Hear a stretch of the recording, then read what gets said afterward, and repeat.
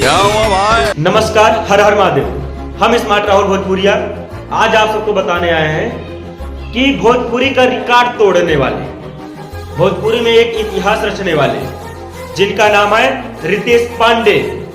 ना वो 100 मिलियन ना 200 मिलियन, सबसे ज्यादा क्रॉस कर दिए 1 बिलियन, रिकॉर्ड तोड़ दिए भोजपुरी का।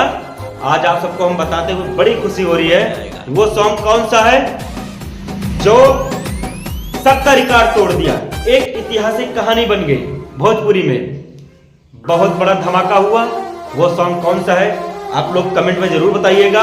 आगे की वीडियो में हम खुद ही बताएंगे, लेकिन अगर आपको पता है तो कमेंट में जरूर बताइए।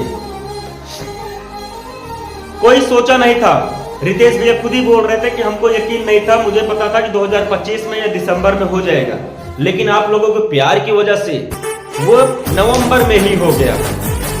वो सॉन्ग कौन सा है बता सकते हैं आप लोग? हेलो कौन, हेलो कौन, यही सॉन्ग है।